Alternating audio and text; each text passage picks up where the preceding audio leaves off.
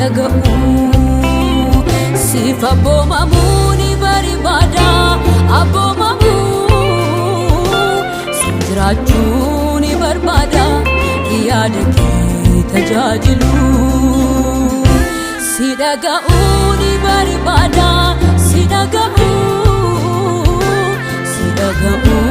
ni barbaada si dhaga'u siif abboomamuu ni barbaada abboomamuu si jiraachuu ni barbaada yaada kee tajaajilu anarratti ta'u fedhi kee na argatu afurri kee guutummaa guutuutti na dhuunfatu humni kee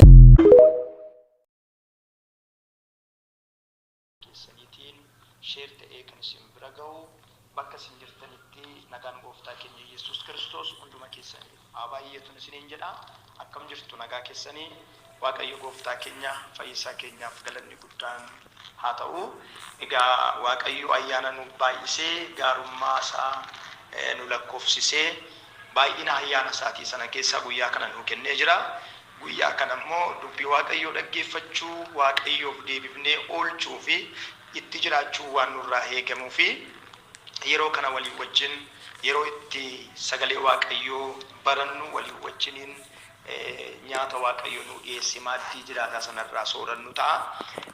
Otoon gara sagalee Waaqayyoo isin tajaajilu isinii qooduutti hin seeniin kutaa macaafa qulqulluu keenyaa keessaa iddoo tokko dubbiseetan faarfannaa tokko isin affeeree faarfannaa kana iddoo walii wajjin waaqeffannee booddee kallattiidhaan yeroo gabaabaadhaaf dubbii Waaqayyoo walii wajjiniin ilaalla. Sagaleen kun bakka hundumatti namoota dhaga'u hiriyoota keessan bira akka ga'uu fi ergaa kana hiriyoota keessanii sheer godhaa dabarsaa kan jedhu dhaamsa kooti. Dubbii Waaqayyoon guyyaa irraa isinii qoodu kutaa macaafa qulqulluu keessaa Roomee boqonnaa 12 lakkoofsa 1 kaasee kan jiru nan dubbisaa maqaa Yesuusiitiin akkanadha.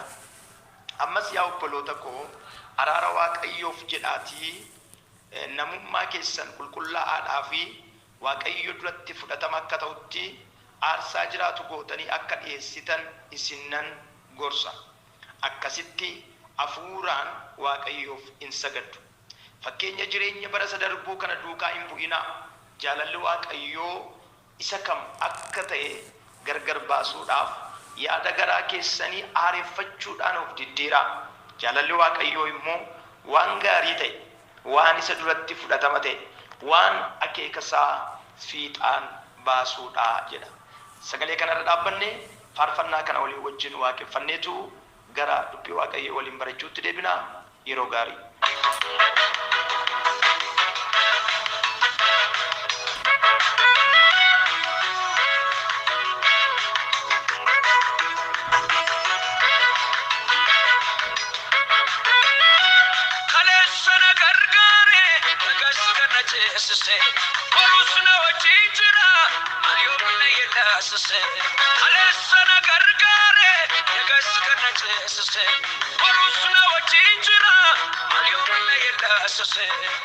Sajal kabadeen suntu mursiisa sodaatin nasgaggeessa sajal kabadeen suntu mursiisa sodaatin nasgaggeessa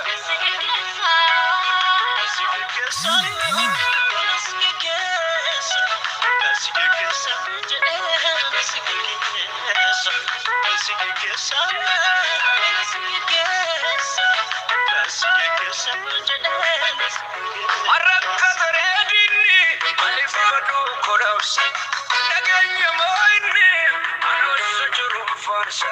Arrakka bareedinni maaliif godhu kodhawsa nageenya moo'inni anoossu jiru faarsa. Ani jiraadheni faarsa ani jiraadheni ani jiraadheni ani jiraadheni ani jiraadheni farsa ani jiraadheni farsa ani jiraadheni farsa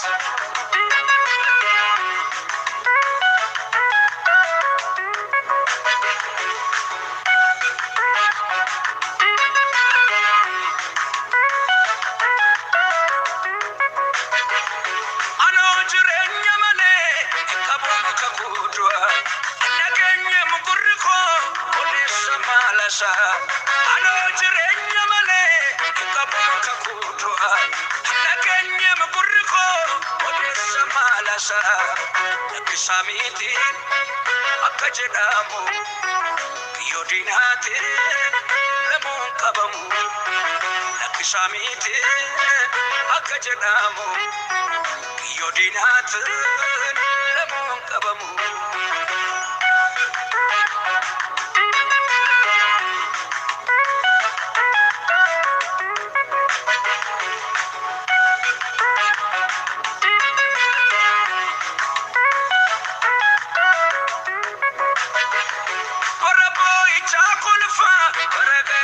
Kamachu, sasena jijire, afani sajajachu. Baraboi chakulfa, baragadas kamachu, sasena jijire, afani sajajachu. Amadera, kabami asa, bolola jadu, male makasa. Amadera, kabami asa, bolola jadu.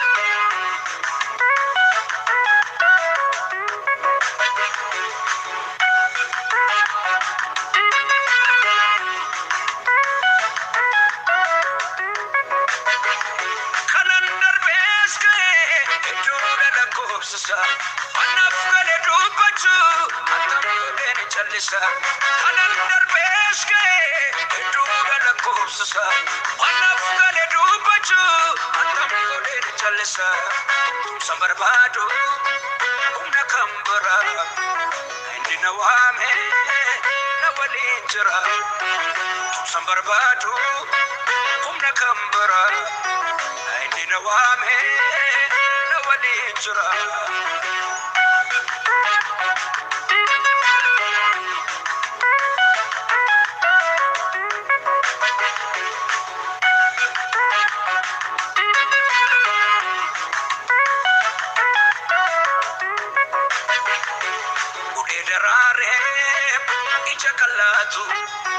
Nadura jira wangurgudatu sagale saka ursagalana lugumanada inimilada sagale saka ursagalana lugumanada inimilada arakataredini alifibadu kodos naganya moini Jurum farsa arakataredini alifibadu kolabsa naganya moini jurum farsa alijiratini farsa alijiratini alijiratini alijiratini alijiratini farsa alijiratini alijiratini farsa alijiratini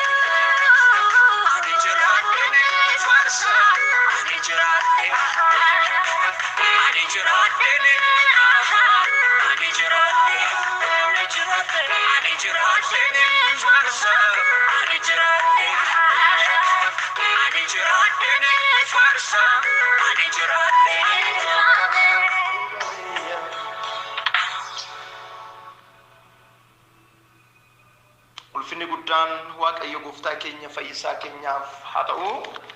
Egaa faarfannaa kanatti baay'ee akka eebbifamtan ittiin jireenya hafuura keessanii akka jajjabaatee abdii guddaan qaba. Kutaan jalqaba isinii dubbisee Roomee boqonnaa 12 lakkoofsa 1 kaasee hanga lakkoofsa 3tti kan jiru waliin wajjiniin ilaalle. Kutaa sana keessatti Phaawulos amantoota Roomaa keessa jiraataniin jireenya Waaqayyoof hojjechuudhaaf jiraatamu barsiisuudhaaf jecha ergaa inni barreesseedha. Akkuma isin beektan ergaan Roomaa kun ergaa macaafa kakuu haaraa keessaa xiyyeeffannoo guddaan itti kennameedha.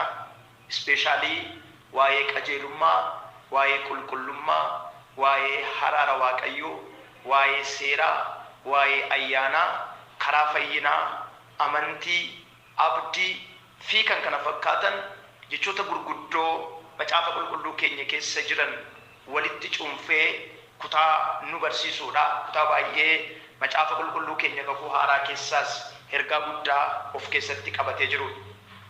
Boqonnaan 12 kun wantoota gurguddoo lama irratti xiyyeeffata. Wantoonni gurguddoo lamaan kun maalinni? Inni tokkoffaan Waaqayyoof jiraachuudha. Waaqayyoof jiraachuu kan jedhu Roomee boqonnaa 12 lakkoofsa 1 kaasee hanga lakkoofsa 8tti yoo dubbistan namni tokko amanaan tokko akkamitti Waaqayyoof akka jiraatu, jireenya Waaqayyoof jiraachuu qabu keessatti immoo maal gochuu akka inni qabu gadi fageenyaan ifatti baasee nu barsiisa.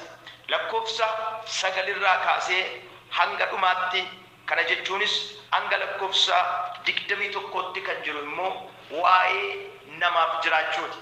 Kutaa kana keessatti boqonnaa 1 hanga lakkoofsa 21tti mata duree gurguddaa lama argitu. Mata dureen inni jalqabaa Waaqayyoof jiraachuu, mata dureen inni lammaffaan immoo namaaf jiraachuu. Kana jechuun maal jechuudha? Dhalli namaa lafa kanarra gaafa jiraatu hariiroo kallamee qaba jechuudha. Hariiroo kallattii lamaa qaba jechuudha. Horizontaalii hariiroo qaba, vertikaalii hariiroo qaba. Waaqayyoo wajjin, uumaa isaa wajjin hariiroo qaba. Nama wajjin, obboleessa isaa wajjiniin hariiroo qaba. Amaluma isaatiin Waaqayyoo Waaqa yuunitiitti amanuudha, Waaqa felooshiippiitti amanuudha, Waaqa tokkummaa obbolootaatti amanuudha, Waaqa maatummaatti amanuudha. Isa kanaaf Waaqayyoo jalqabuma nama gaafa uumu hojiin itti ulfaatee dadhabee hojii humna isaatii olitti ta'ee hojii qooddachuudhaan miti Waaqayyoo kan nama uume. Akka bifa isaatiitti nama uume, nama sana garuu wajjin jiraachuudhaaf yaade. Kana duwwaa miti, nama gaafa uume akka inni qobaa jiraachuu sirrii hin taane beekee nama kan akka isaatii uumeef. Seexanni hariiroo qulqulluu Waaqayyoof nama gidduu jiru, hariiroo qulqulluu Waaqayyoo namaaf nama gidduu jiru gaafa balleessu, nagaan namaaf nama gidduudhaa hatame, nagaan Waaqayyoo fi nama gidduudhaa hatame. Namichi jalqabaa gaafa cubbuu hojjetu haadha manaasaas Waaqayyoos hin baqate. Seera uumamaa keessatti gattanii boqonnaa 3 gaafa daaktan cubbuun battala uumametti Addaam Waaqayyo duraayis hin baqate, haadha manaasaa wajjinis wal baqatan. Hayyachuu namni Waaqayyo wajjin jiraachuu gaafa dadhabu nama wajjin jiraachuu hin danda'u. Namni nama wajjin jiraachuu gaafa amma hin dandeenyetti Waaqayyo wajjin jiraachuu hin danda'u. Namni tokko ani Waaqayyo qofaafan jiraadha jedhee waan fokkoruuf hin qabu. Namaafis jiraachuu akka qabu. Jireenya inni jiraatu keessatti ollaan isaa, obboloonni isaa, firoonni isaa, maatiin isaa, namoonni naannoo isaa jiran fayyadamoo ta'uutu irra jira. Namaafan jiraadha kan Waaqayyo na dhiba jechuun, na dhibu jechuun danda'u. Waaqayyoofis jiraachuu danda'u isa jiraatu. Isa kana Roomee boqonnaa 12 lakkoofsa 1 kaafne hanga 21tti dhugaa jireenya kiristaanummaa keessa jiru barannaa jechuudha. Kanaaf gabaabinatti barumsa keenya guyyaa har'aa keessatti kan nu ilaallu Roomee boqonnaa 12 keessatti ammas yaa obboloota koo araara Waaqayyoof jedhaatii namummaa keessanis qulqulluudhaaf Waaqayyo duratti fudhatama akka ta'utti aarsaa jiraatu gootanii akka dhiyeessitan isinan gorsaa'edha. Akkasittis hafuuraan Waaqayyoof hin sagaddu. Lakkoofsi 1 namummaa keenya Waaqayyoof aarsaa qulqullaa'aadhaa fi aarsaa jiraataa goonee akka dhiyeessinu kan nutti himu yoo ta'u, lakkoofsi 2 immoo fakkeenya bara si'anaa kana duukaa akka nuyi hin buune nu gorsa. Fakkeenya bara si'anaa isa darbu kana duukaa hin bu'ina idda jedhee booddee bara duukaa bu'uun bara duukaa fiiguun fedhii biyya lafaa yaada biyya lafaa eeguu biyya lafaa duukaa fiiguun diina waaqayyoo akka nama godhu Roomee boqonnaa 8tti macaafni qulqulluun nu barsiisa waan ta'eef maal jedha idda biyya lafaa kana duukaa hin bu'inaa jedhee maal nu jedha jaalalli waaqayyoo isa kam akka ta'e gargar baasuudhaaf dhama'aa jedha yaada waaqayyoo gargar baasuudhaaf dhama'aa understanding the will of God የእግዚአብሔርን ሐሳብ ይወቁላ አጀንዳ waaqayyoo fedha waaqayyoo beekaa Yesuun boqonnaa 5:14 barratti Phaawulos yeroo dubbatu akkana jedha understanding the will of God fedha waaqayyoo jaalalli waaqayyoo maal akka ta'e maal godha hubadha wallaalota hin ta'inaa don't to be foolish understanding the will of God feetu waaqayyoo isa kam akka ta'e gargar baasuudhaaf bara feetu waaqayyoo isa kam wallaaluun immoo warra kam feetu waaqayyoo maal akka ta'e Roomee boqonnaa 12 kana keessatti lakkoofsa 2 gara dhumaa irratti nutti hima jaalalli waaqayyoo immoo waan gaarii ta'e malkaam yahoonee nagar waan gaarii ta'e waan isa duratti fudhatama qabu በእግዚአብሔር ፊት ተቀባይነት ያለው ነገር በሰው ፊት ብቻ አይደለም በራሳችን በፍላጎታችን በኢንተረስታችን ፊት ብቻ አይደለም በእግዚአብሔር ፊት በእግዚአብሔር ልብ ውስጥ ተቀባይነት ያለው በእግዚአብሔር ፊት መልካም የሆነ ጥሩ የሆነ ነገር እሱ ብቻ አይደለም የእግዚአብሔርን አጀንዳ የእግዚአብሔርን ፍላጎት የእግዚአብሔርን ልብ ኢንተረስት ወደ ፍጻሜ የሚያመጣ ነገር ሶስት ትልልቅ ነገሮች ይናገራል ዋና ጉርጉዳ ሰዲዱበት ዶገነት ዋና ጋሪተ ዋና waaqayyo duratti fudhatama qabu akkasuma immoo akeekasaa fiixaan kan baasu akeeka waaqayyo fiixaan kan baasu waaqayyo duratti fudhatama kan qabu malkaam yaa'une waan immoo waan gaarii ta'edha kana hundumaa gochuudhaaf akkamitti dandeenya namni macaafa qulqulluu keenya keessaa seera uumamaatii kaafnee gaafa dubbifnu bifa waaqayyootiin fakkeenya waaqayyootiin amala waaqayyootiin nama uumameedha seera uumamaa boqonnaa 26 irratti ni argatu namni kun bifa sanaan itti hin fufne amala waaqayyoo qaba jechuun fakkaatti waaqayyooti jechuun amala waaqayyoo qaba bifa waaqayyoo ulfina waaqayyoo isarra jira jechuun kanaaf namni kun seera uumamaa boqonnaa 3tti cubbuutti kufe gaafa cubbuutti kufu maal jedha Phaawulos Roomee 3:23tti namni hundumtuu yakkaniiru ulfinni waaqayyoo isaanitti hir'ateera namni kan inni dhabe biddeen hin turre namni kan inni dhabe foon hin turre namni kan inni dhabe uffata hin turre namni kan inni dhabe abukaadoo maangoo keessa jiraatu miti kan inni dhabe obboloota koo dhugaan macaafni qulqulluun nu barsiisu namni cubbuutti kufuudhaan kan inni dhabe ulfina waaqayyoo ture ulfina waaqayyoo dhabe ulfinni waaqayyoo isatti hir'ateera kanaaf namni ulfinni waaqayyoo itti hir'ate kun ulfina itti hir'ate kanaan waaqayyoo wajjin jiraachuu hin danda'u Ibroota boqonnaa 4 keessatti barreessaawwan Ibrootaa gaafa dubbatu waaqayyoo ibidda xab godhuudhaa kan jedhu qajeelummaa miti kan inni gubu qulqulloota miti kan inni gubu cubbuu hin guba shaakala cubbuu hin guba eenyummaa cubbuu hin guba namummaa foonii hin guba wanti waaqayyo jibbu ta'uu kan hin dandeenye garaa laafuu fi kan hin dandeenye cubbuudha lafa kanarratti kanaafuu namichi akka kanatti ulfina waaqayyootiin uumame ajandaa fi fedha waaqayyootiin uumame kun fedha waaqayyoo cabsee ajandaa waaqayyoo keessaa gaafa ba'u ulfina waaqayyootu hir'ate sana booda waaqayyoo wajjin orma ta'e waaqayyoon baqate dugdaaf garaa ta'an waaqayyoo fuula isaa namarraa naanneffate yaadattu yoo ta'e ergamaa billaa garagalu qabatu balbala Eden Gannat iddoo Addaamii fi Eewaan keessaa hariyataman keessa kaa'e balbala sanarra billaa garagalfamu kaa'e ergamaa muru kaa'e jechuun namni gara Eden Gannatitti akka hin deebineef Eden Gannat jechuun maal jechuudha argama waaqayyoo that is the presence of God iddootti waaqayyoo argamudha iddoo argama waaqayyooti gammachuu waaqayyooti gardaniin sun Kiristoos Yesuusin mootummaa waaqayyooti kan inni bakka bu'u soo mootummaa waaqayyoo keessaa gadi ari'atan namni gadi ari'atame kun achiin akka afu hin barbaanne waaqayyo achiin akka inni balu hin barbaanne waaqayyo baay'ina ayyaana isaarraa kan ka'e Roomee 5:8 irratti nuyi cubbamoota diinota isaa taanee otuu jirru akkuma nuyi bannee jirru sanatti nu gatuu dhiisuu waan hin barbaanneef nu barbaaduu filate Waaqayyo. Nu barbaaduudhaaf immoo maal godhe? Tokkicha ilma isaa Yesuus Kiristoosin oolaa haraaraa godhe biriij yookaan dildila ittiin dhalli namaa fi Waaqayyo walitti deebi'an godhe biyya lafaatti erge. Yohaannis boqonnaa 1:14 gaafa dubbatu sagalee foon uffatee nu gidduu buufatee ulfina Waaqayyoo isa ayyaanaan guutuu sanas maal goone jedha hin arganne jedha. Kanaaf gara ulfina kanaatti nu deebisuudhaaf Waaqayyo ilma isaa kenne. Ilmi isaa dhufee aarsaa barbaachisu hundumaa bakka keenya bu'ee gatii kanfale, bakka keenya bu'ee beelee, bakka keenya bu'ee daare, bakka keenya bu'ee garafame, bakka keenya bu'ee waraaname, bakka keenya bu'ee fannifame, bakka keenya bu'ee awdu'e, bakka keenya bu'ee du'aa ka'e. Sababii cubbuu keenyaatiif illee sababii qajeelummaa keenyaatiif du'aa ka'e amma mirga Waaqayyootti ol ba'e. Egaa warri Waaqayyoon amanatan akkamitti jiraachuu qabudha? ትልቁ የዛሬ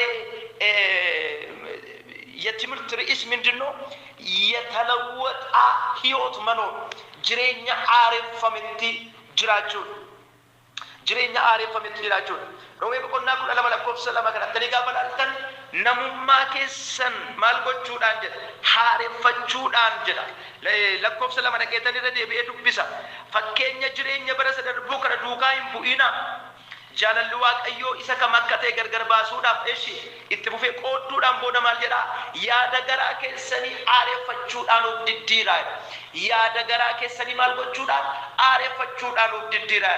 Namni tokko Waaqayyoon deebi'ee arguu kan danda'u, namni tokko argama Waaqayyoo keessa jiraachuu kan danda'u, namni tokko fuula Waaqayyootti jajabinaan dhiyaachuu kan danda'u eenyummaa baatee ari'atame, eenyummaa fudhatee dangannat keessaa gadi ba'e sanaan otoo hin ta'in eenyummaa aareeffamee eenyummaa aareffamee kana macaafni qulqulluun Roomee 12:2 Efesoon boqonnaa 4 lakkoofsa 23 hanga 24 tokkoffaa Qorontos boqonnaa 3 lakkoofsa 1 Roomee boqonnaa 13 lakkoofsa 14tti ifatti nutti dubbata.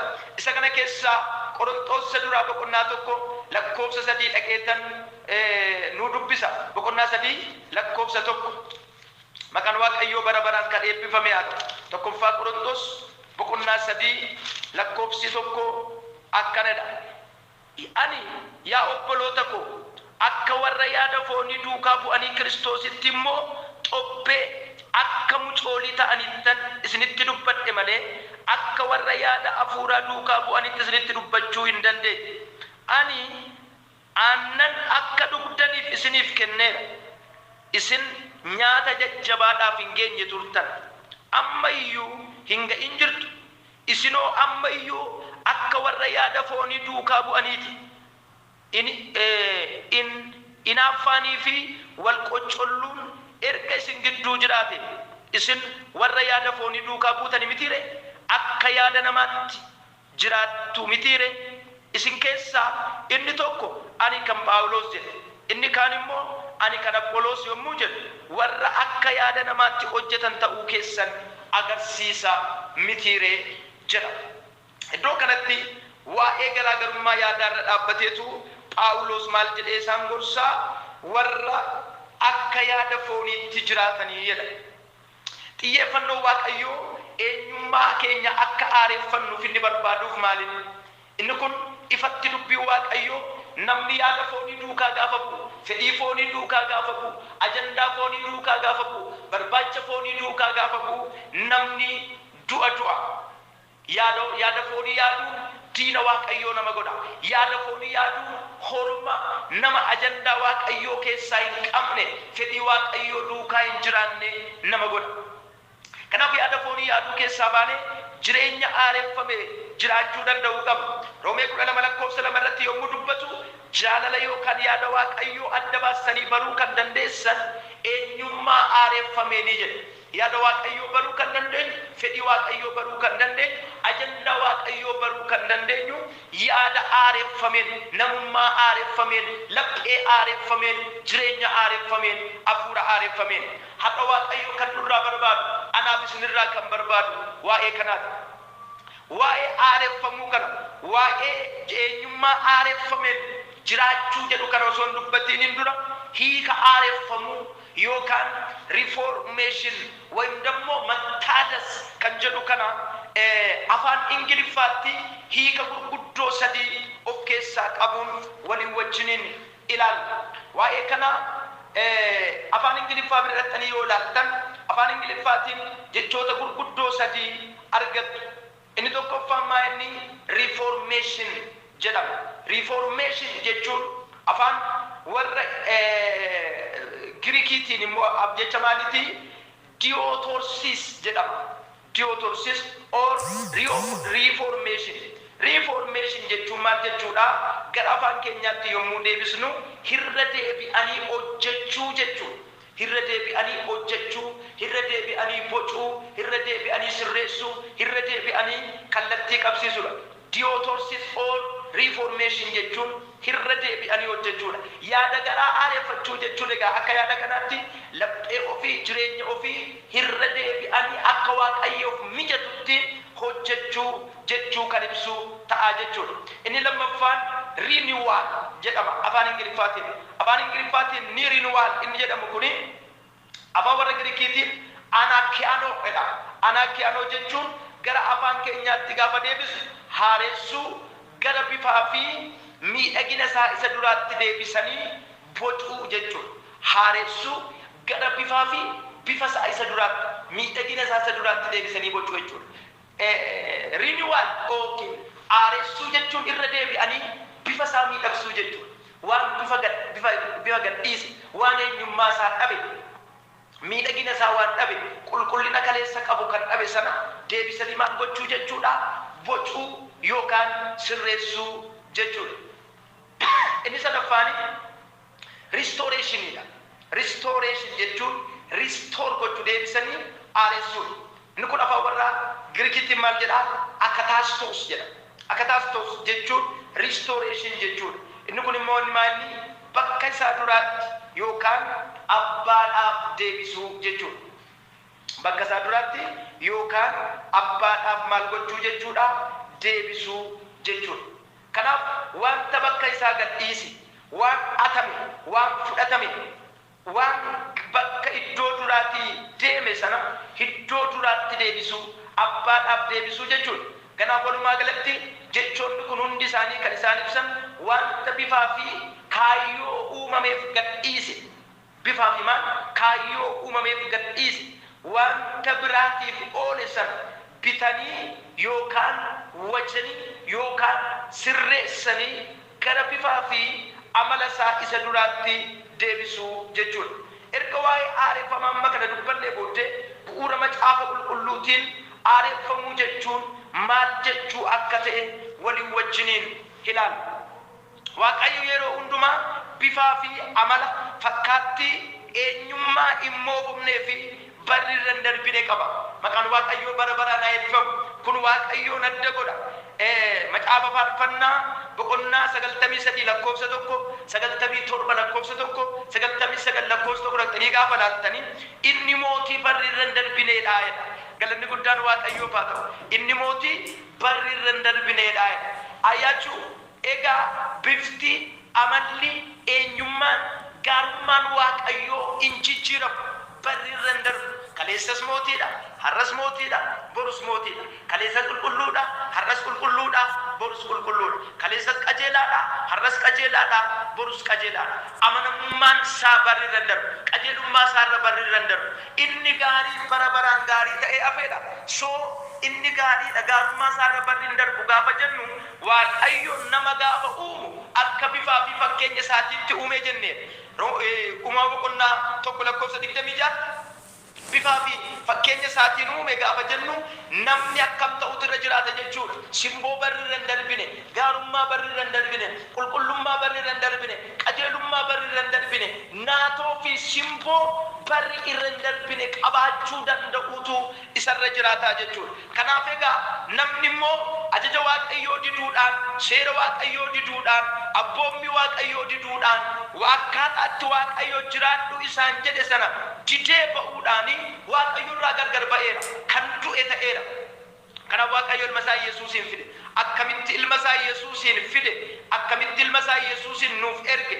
Bu'aan ilmi isaa Yesuus Kiristoos gara biyya lafaa dhufuu hoomaa inni kan jedhu itti fufnee waliin wajjin ilaallaa jechuudha. Egaa ulfina bara baraan jiraatu qabaatuu fi akka bifaa fi fakkaattii isaatti nama uumame kana Waaqayyo deebisee wajjuu waan barbaaduuf ilma isaa ergee jenneera. Ilma isaa gaafa ergu ilma isaa Yesuus Kiristoos gatiin kan fadamanuudhaan jireenya keenya kana isa moofa'e isa bosbose isa fuula Waaqayyootti gatii dhabe kana diyaatoorsis akanaakiyoo yookiin akatastos renewal restoration reformation gochuudhaan gara bifa jalqabaatti deebisuu jechuudha. Yoo bifa sanatti deebisuu baanne yaada Waaqayyoo beekuu hin dandeenye. Yoo bifa sanatti deebisuu baanne ajandaa Waaqayyoo baruu hin dandeenye. Ajandaa Waaqayyoo kan nuti baru, jaalala Waaqayyoo kan nuti baru, fedhii Waaqayyoo kan nuti baru, hawwii Waaqayyoo kan nuti baru, barbaacha Waaqayyoo kan nuti barru, fedhii Waaqayyoo hubachuudhaaf eenyummaa keenya yoo aareessinedha. Kanaaf dubbii Waaqayyoo hubatoota ta'a, warra bara beekan ta'a, beektoota ta'a malee wallaalota hin ta'inaadha. Wallaalota jechuun warra mana barumsaa hin galle jechuu miti. Wallaalota jechuun warra maqaa isaanii barreessuu hin dandeenye jechuu miti. Isaan sana jechaan jiru macaafni qulqulluun. Wallaalota jechuun warra yaada Waaqayyoo hin beekne. Egaa obboleessa koo obboleettii koo dhugaa tokko sitti meetan yaada koo walitti qaba. Jireenya jiraattu kana biddeeniif akka hin jiraanne sittan hima. Iddoo jirtu kana biddeeniif akka hin dhaqne, biddeen qofaaf akka hin deemne, Waaqayyoo karaa keetiin namootaafis Waaqayyoofis akka jiraattu akka sirraa barbaadu akka beektu hin barbaadu. Kanaaf jireenya kee keessatti biddeena argachuu, uffata argachuu, mana jireenyaa argachuu, fira naannoo hiriyaa naannoo keetii wajju argachuu irra kan darbe feetu Waaqayyoo maalinni kan jedhu akka ta'u gaafattu hin barbaadu. Feetu Waaqayyoo maalinni jettee yaada laphee Waaqayyoo keessa jiru, ajandaa Waaqayyoo keessa jiru baruudhaaf beekuudhaaf immoo jireenya kee aareeffachuutu sirra jiraata. Jireenya ofii kan aareeffannu dubbii Waaqayyoo nyaachuudhaan, bishaan qulqulluu sagalee Waaqayyootiin dhiqachuudhaan, eenyummaa keenya dabarsinee Waaqayyoof kennuudhaan. Yoo akkas ta'e yaadni Waaqayyoo, jaalalli Waaqayyoo isa kam akka ta'e beekna. Bakka jirtanitti Yabayi kolkesan kaba, akan siete sumaran naba, adine kai jote kabe, to foduan kare malate, yaki kam tu silide marako, kaninyu funtane mandiko, akana mami timina chike, karako denya kenjalike, akana mami timina chike, karako denya kenjalike, kodalu abade jorwe fada bilate, yaga tu gofta